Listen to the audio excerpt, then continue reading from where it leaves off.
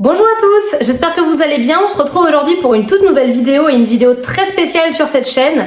Il s'agit de mon tout premier podcast à l'étranger. Alors, ce podcast, je l'ai réalisé en Espagne, au sud de Valence, plus précisément à Morera. Donc c'est une petite ville espagnole qui est vraiment très très jolie. Voilà, je vais vous montrer un petit peu l'envers du décor juste après. Donc je suis venue en fait tout simplement grâce à eBoulange. Voilà, j'ai été conviée en fait donc dans une boulangerie qui s'appelle La Marinière, donc une boulangerie-pâtisserie française. Et en fait, je suis venue tourner un petit podcast au sein de cette boulangerie. Donc vous allez vraiment voir l'envers du décor, les coulisses, donc le laboratoire, le matériel utilisé, mais également les pâtisseries, la gamme de viennoiseries, le snacking, enfin voilà, tout ce qu'il y a en fait au sein de cette boulangerie. Donc j'espère que cette petite vidéo va vous plaire. En attendant, je vous laisse avec la suite de la vidéo. N'hésitez pas à me dire ce que vous en avez pensé et n'hésitez pas à aller faire un petit tour sur la page Instagram que je vous mets juste ici de La Marinière, mais également notre page Instagram eBoulange. À très vite.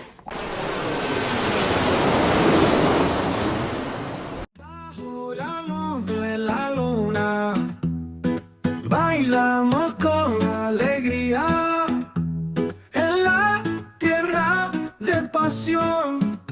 Se escucha nuestra melodía. Olé, olé, la vida es una fiesta. Bailando bajo las estrellas nos llena de esta recta.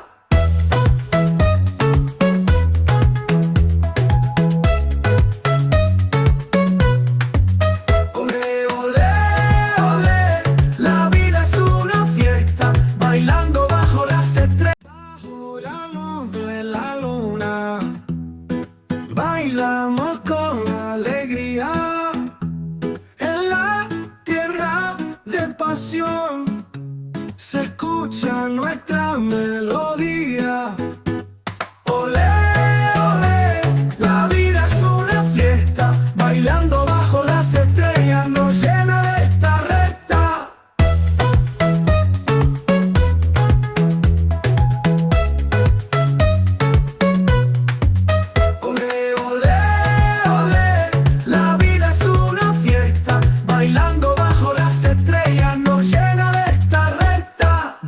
Que canta, palmas que repican, en cada paso que damos el ritmo nos indica.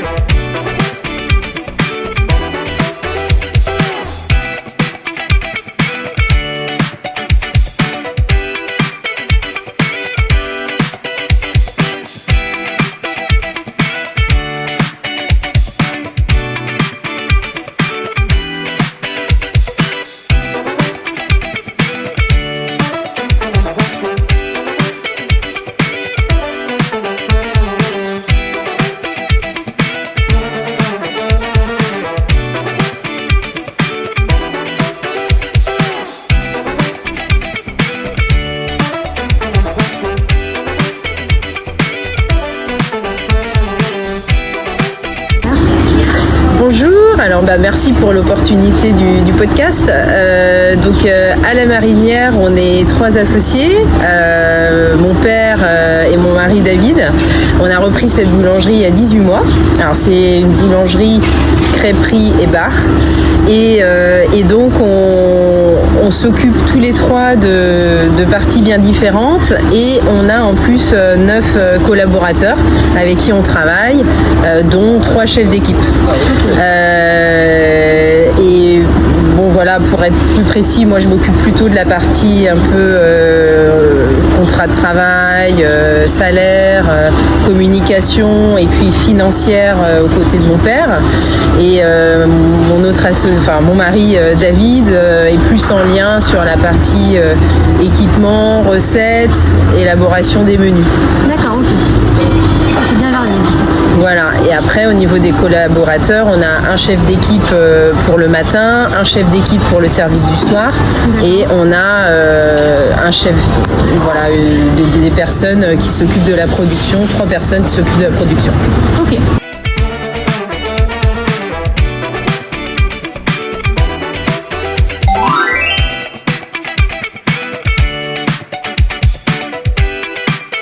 Du coup, qu'est-ce que tu fais au sein de la boulangerie La Marinière? J'occupe du coup le poste de boulanger-pâtissier au sein de La Marinière. Je fais en priorité tout ce qui est viennoiserie et pâtisserie. Après, ça m'arrive de prendre la place poste de boulanger pour équilibrer un peu l'équipe. Alors comment se passent tes journées? Qu'est-ce qui se passe au sein du laboratoire? Tu commences par quoi? Tu finis par quoi? Qu'est-ce que tu fais? Comme j'ai dit, vu que mon poste est un peu polyvalent, chaque journée est un peu différente les unes des autres. Au début de la semaine, je vais prendre le poste de boulanger où je fais une journée comme Thibaut pourrait le faire. Et Tu commences généralement à quelle heure? Généralement à 3 heures. Après les journées où je fais la viennoiserie, je commence plus tôt pour être avoir de l'espace et pas se marcher sur les pieds. Oui, c'est sûr. Ok. Et du coup, tu t'organises comment? Tu fais d'abord la vitrine et après tu fais ta mise en place pour le lendemain, pour les jours qui suivent. Pour les journées où je suis en boulangerie et en pâtisserie, oui, ça marche comme ça. C'est d'abord tout ce qui a passé les cuissons et les préparations pour le jour. Et ensuite, après 8 heures, de faire toutes les préparations pour le lendemain et pour la nuit. Ok, d'accord. Du coup, qu'est-ce que tu préfères faire? La pâtisserie, la viennoiserie, le pain, quand t'en fais? En général, j'aime bien être polyvalent, j'aime bien pouvoir toucher à tout et avoir une main un peu sur tout. Donc, étant donné que dans La Marinière, il y a que moi qui touche à la viennoiserie, c'est plus la viennoiserie.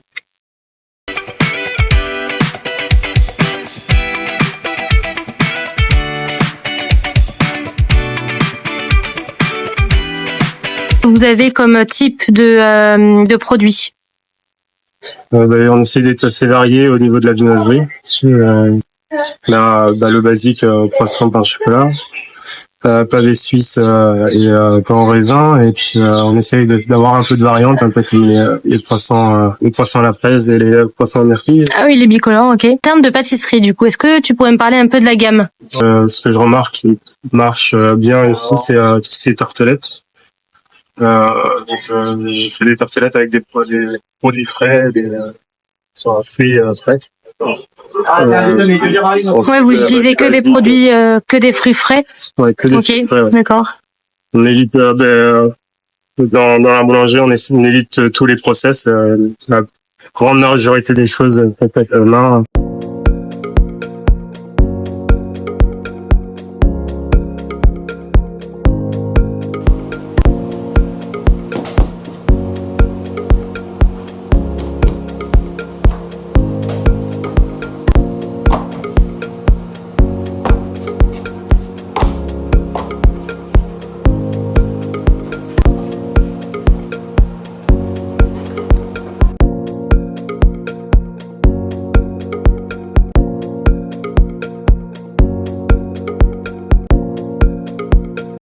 Donc toute notre gamme de pains sont à base de levain. D'accord. Le levain, tu le réalises comment? Par curiosité. Le levain, on le rafraîchit tous les jours ou tous les 2 jours, ça dépend de la quantité qu'on passe. Tu le conserves au frigo du coup quand tu... On conserve okay. au frigo, ouais, en distance. Est-ce que tu pourrais nous expliquer un peu comment fabriquer un levain? Je pense que ça pourrait être intéressant.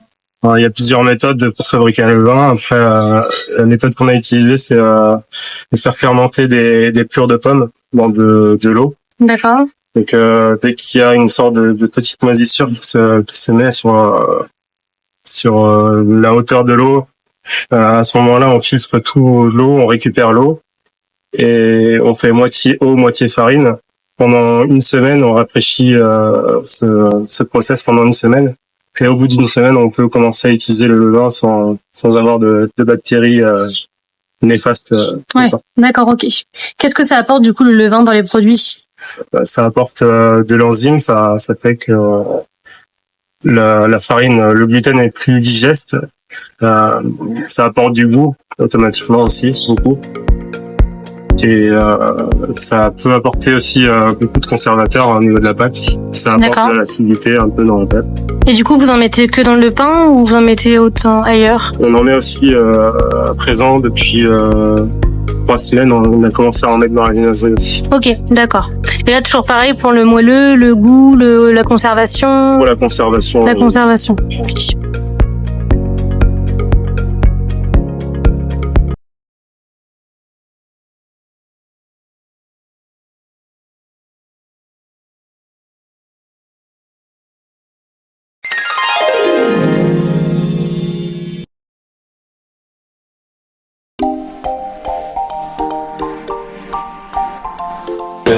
Mon pointage bac avec les bacs comme ça, 10 par 10. Non, c'est pas mal, c'est bien, ouais. Comment ça se passe à la marinière? Très bien. C'est-à-dire votre quotidien? Le travail. Le travail? Ça va, ça se passe bien. Là c'est la saison touristique, il y a beaucoup de choses à faire. Ouais.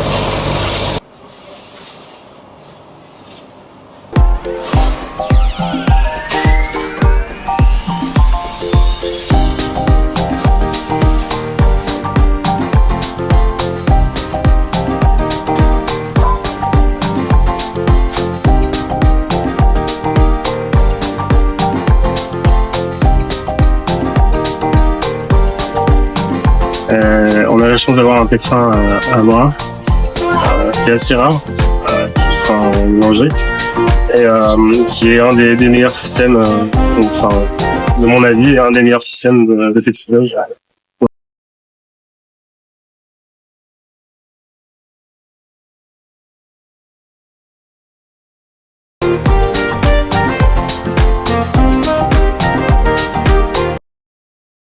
Alors du coup, tout le matériel que tu as à disposition, qu'est-ce que tu en penses? Mais en règle générale, on travaille avec du matériel assez neuf, soit le pétrin ou les chambres de pousse, qui est agréable et assez facile à utiliser.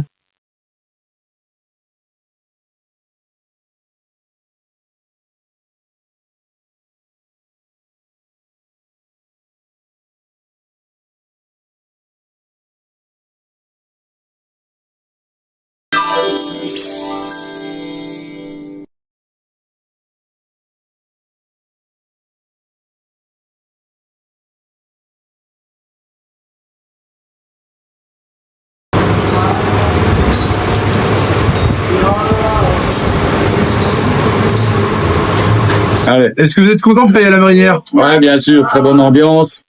Les patrons sympas. Mais surtout le personnel sympa aussi. Ouais, on s'amuse bien.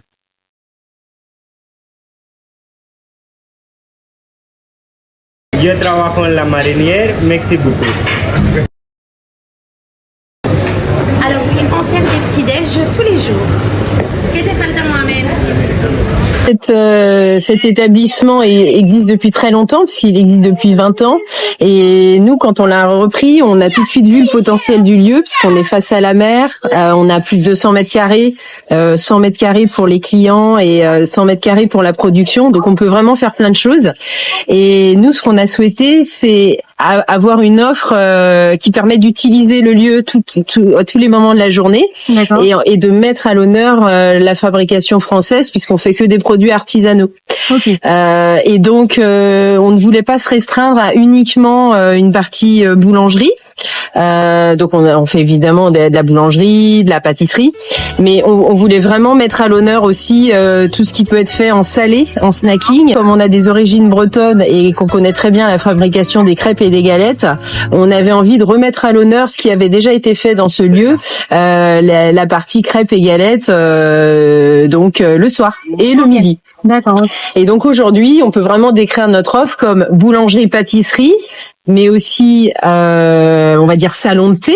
Oui. Voilà, bar, puisqu'on sert du vin français qui vient de Bordeaux, du cidre qui vient de la région Bretagne, et plein d'autres boissons, comme on a mis en place des smoothies, voilà, vraiment des offres très fraîches, et crêperie, puisqu'on propose différents types de galettes, de crêpes, voilà. Donc on a vraiment une offre large qui correspond aux envies de la clientèle à la fois espagnole et aussi internationale qui vient sur Morera.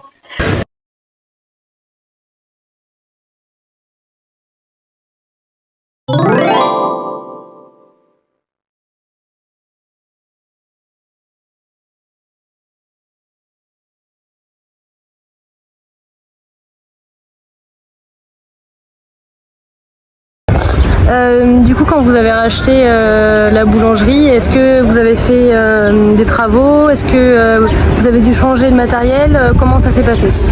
Oui, comme je connaissais Iboulange, ça nous a permis de les faire intervenir vraiment en amont de cette reprise, puisqu'ils sont venus voir la boulangerie voilà, quelques jours avant la reprise, et du coup ça nous a permis d'organiser justement cette ouverture. Et donc on a fait en effet certains travaux 15 jours avant l'ouverture. Notamment, on a acheté une trancheuse, parce qu'avant on tranchait pas le pain, c'était quand même la base pour nous. Et puis ensuite, la chambre froide, la grosse chambre froide du laboratoire a été convertie et on a rajouté un moteur. On a racheté aussi 2 autres chambres de fermentation. Et tout ça, ça nous a permis de faire une ouverture dans des bonnes conditions avec des bonnes capacités de production. Ensuite, une fois qu'on a développé la carte, bien revu toute la gamme, on a fait beaucoup de réassorts de petits matériels. Ça peut aller par un peu plus de lame pour les pains au chocolat jusqu'à des moules de plus grande quantité pour vraiment pouvoir assurer des productions de toute notre gamme de pâtisserie. Et puis ça a été plein d'équipements, des chariots supplémentaires et plein d'autres équipements qui nous ont permis vraiment d'avoir une production au point. Et puis à l'étage aussi, au niveau du service, il y a eu des achats d'équipements pour la partie snacking, pour pouvoir mieux cuisiner, donc des couteaux et d'autres équipements de stockage. Et enfin, Iboulange nous a aussi aidé à faire la partie packaging, puisque régulièrement on fait des approvisionnements de packaging et aussi des produits d'hygiène spécialisés boulangerie. Donc ce partenariat, parce que j'appelle ça un partenariat, est régulier et donc ça nous permet de rapidement trouver le bon produit qu'il nous faut et surtout de pouvoir faire venir des palettes quelquefois entières de tout ce qu'il nous faut. Donc ça permet d'avoir une organisation rodée tous les mois, de faire le point et de répondre aux besoins de nos boulangers. Et aujourd'hui, votre gamme de production, Emmanuel, en quoi consiste-t-elle exactement? Alors aujourd'hui, notre produit d'appel reste toujours le pain à la française. Donc l'idée c'est d'avoir un pain croustillant qu'aiment les Français, mais aussi que vont apprendre à aimer les Espagnols et puis tous les internationaux qui sont là. Et une autre particularité de notre commerce, c'est qu'on sert beaucoup de café à toute heure de la journée, et notamment les gens viennent beaucoup chez nous pour les petits déjeuners. Et donc dans le petit déjeuner qu'on propose, il y a beaucoup de viennoiseries, le croissant à la française, le pain au chocolat.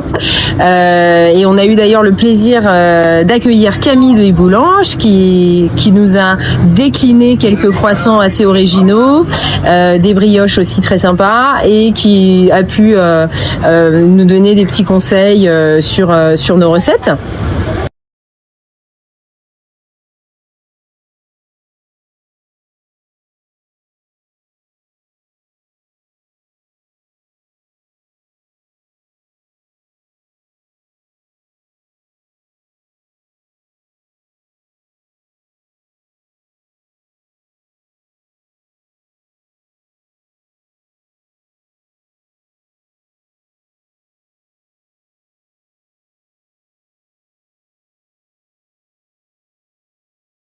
Est-ce que vous prenez compte de ce qui se passe sur les réseaux sociaux pour améliorer votre carte?